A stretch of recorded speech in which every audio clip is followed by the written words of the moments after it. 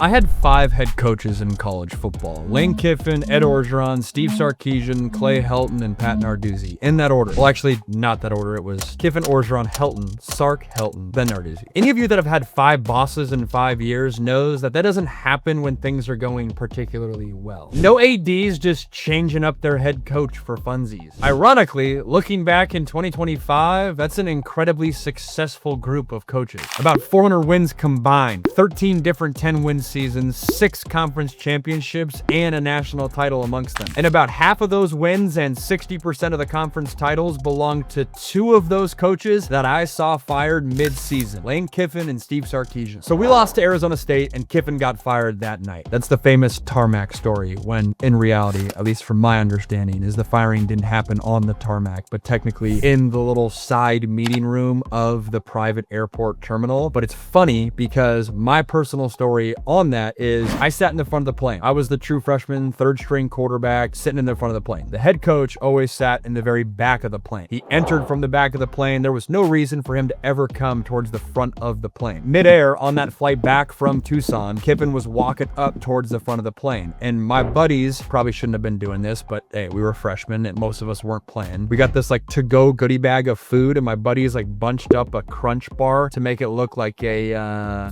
and like put it on my shoulder. So guys were like messing around and whatnot. I look over, I look up, and then Kiffin's like glaring at this section of the airplane. What I came to piece together later is I think the whole reason Kiffin was walking towards the front of the plane was to have a brief conversation with Pat Hayden, our athletic director at the time, of like, hey, hang back, don't get on the team bus. Let's chat in the side room of the airport terminal, where he ultimately got fired. And then it was either later that night or very early the next morning. I actually forget when it was. We got a group text, which at the time in 2013, like to have a team-wide group text was like groundbreaking. I don't even think like group text existed back then, or like it was just about to happen. Regardless, we got a group text, team meeting tomorrow morning. We knew something was up. A head coach getting fired in January, that's one thing. It's a natural point in the season for a reset. But when it happens in September or October, you still gotta play the next Saturday. You're still expected to perform like nothing's different, when in reality, everything is different. Everything about your weekly rhythm changes overnight. Tuesday meetings, who's running your drills, what are you doing Friday nights before the games? When Kiffin got fired and Orgeron took his place, as you might imagine, it was an immediate injection of energy. Totally different tone and the classic opposite personality hire. At that time, Kiffin was very serious and businesslike. Orgeron was more fun, high energy. Shoot, Orgeron pretty much recruited most of that room. Players loved it. And some specific changes that happened, Kiffin was more cutting edge with some of the dietary stuff. So he, instead of giving us sour cream for tacos and Mexican night, would give us Greek yogurt. Orgeron was like, yeah, we ain't doing that. Bring back the sour cream. With Kiffin, there was no dessert after dinner. Orgeron, there was dessert. Those little strawberry shortcake popsicle things. Bomb. Orgeron wanted to build more of a family atmosphere. So on Wednesday nights, maybe Thursday nights, he would invite the coaches' families in to have dinner amongst all of us. And he would bring in some bomb catering from the outside, food, you know, anything from Panda Express to like high-end prime rib. He switched Wednesday practices to shell practices rather than full pads. So you're wearing shorts instead of, you know, leg pads. Might sound like a little thing. That is a huge thing for a player. And then another huge thing for a player, Friday night, instead of sitting in, you know, 2 hours of player meetings and all that, we went to the movie theater instead and watched a team movie with, you know, popcorn, soda, the whole deal. Maybe there was just water. There definitely was popcorn. All of these things were trying to bring more positive energy and just lighten the air of the entire facility. When Sark was gone, Helton took charge in a matter of minutes, not days. Like I mentioned, there was a sense of relief that Sark was gone. And again, this is a totally different Sark than the Sark we have in 2025. Guys were excited because everyone loved Helton. He was warm, approachable. You know, for a quarterback coach, he'd have relationships with like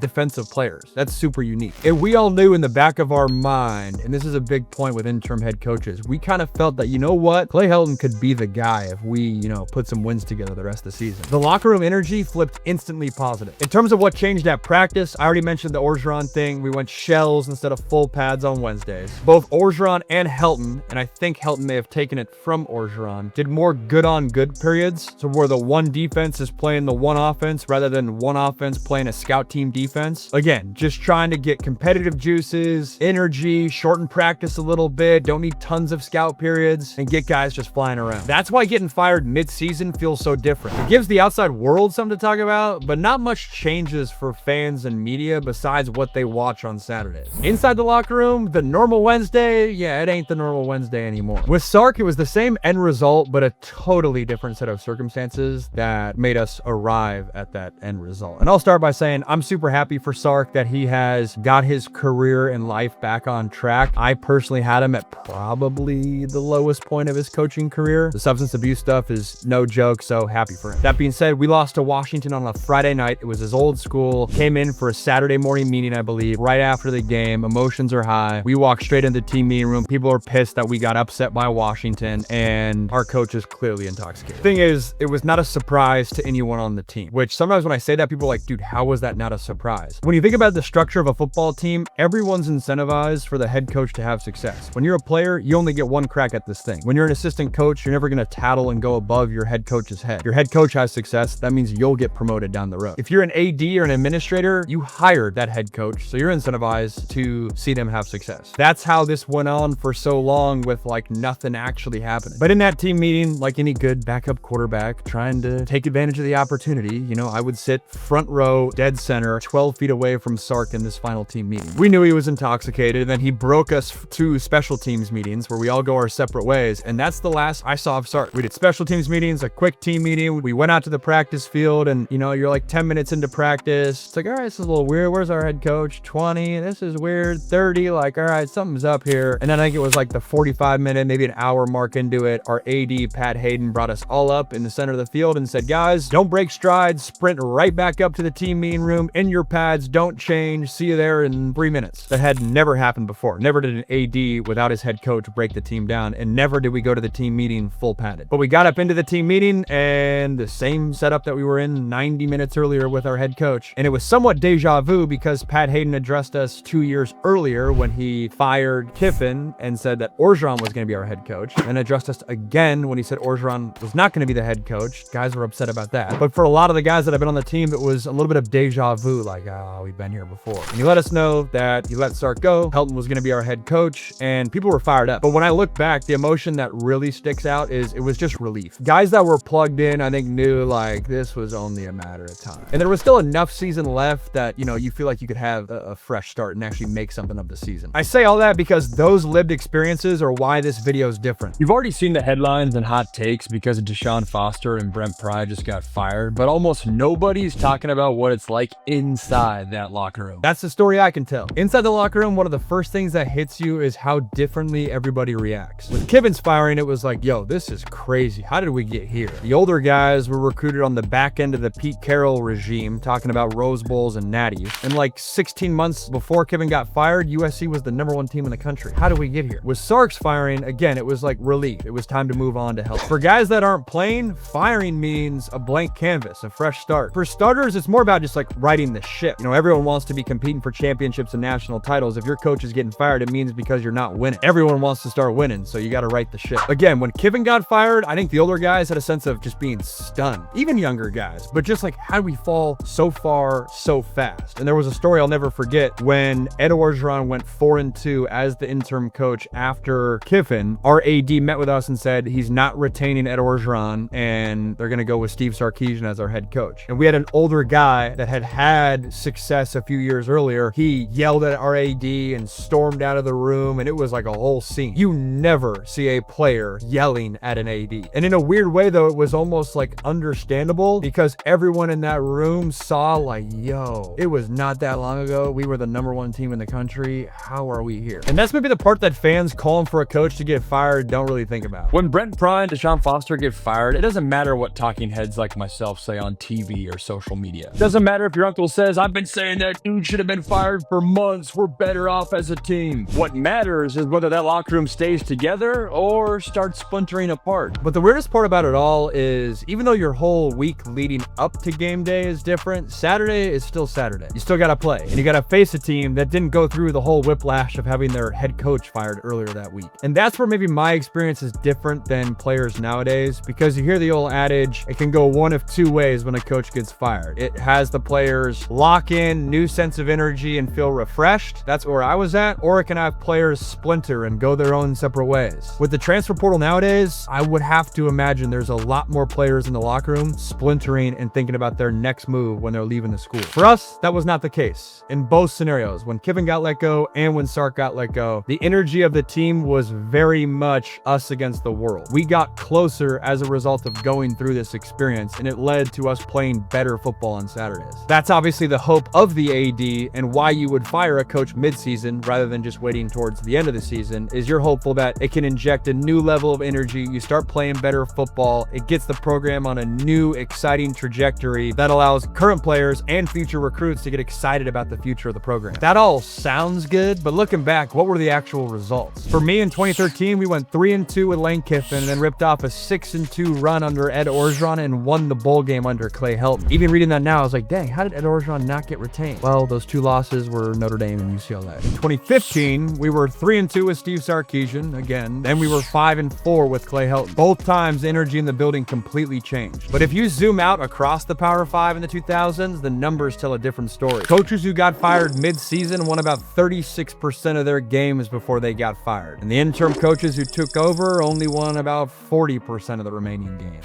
So yeah, there's a spark, but it's not a miracle turnaround. And that's the reality. Most interim head coaches don't save this season. They just prevent it from falling apart. A few guys, Orgeron at USC and LSU, Dabo at Clemson, Brent Key at Georgia Tech, they turned their audition into full-time gigs. But for the majority, the bump is short-lived. The truth is, firing a coach mid-season rarely saves the season. What it can do is save your locker room, and I've lived both versions. Looking back now, a decade later, here's what sticks with me. I don't remember every game from those seasons. I remember the plane ride home from Arizona State with Kiffin walking by me. I remember sprinting off the practice field in full pads to be told that Sark was done. I remember the relief, reset, and little things that Orgeron and Helton did to keep us going. Fans and media always think of a firing as the end of a coach's run. Clearly for Sark and Kiff, that's not the case. And for players, if you're lucky, hopefully it's a fresh start. And for me, neither of the firings really crushed me. If I had to pick one, I guess Kiffin was harder just because that's the dude that you sign on to play for. But the reality is I wasn't especially close with him, and Sark was the first coach to ever offer me, so I was optimistic when Pat Hayden said, hey, Sark's coming in to be your next head coach. So in the end, both firings were fresh starts, which learning a new playbook, gosh, that is not fun. But it is a fresh start, more so than it is heartbreak. And that's what I want people to understand when Deshaun Foster and Brent Pry got fired this season. It's not just about two coaches losing their job. It's about an entire locker room adjusting to a new reality overnight, and oftentimes being excited about the new energy. If you like this video, check out the next ones on the screen here. And if I earned your trust with this video, I'd appreciate it if you can like it and subscribe to the channel. I'm doing live shows, current topics, and more deep dives all season long. See you guys in the next one.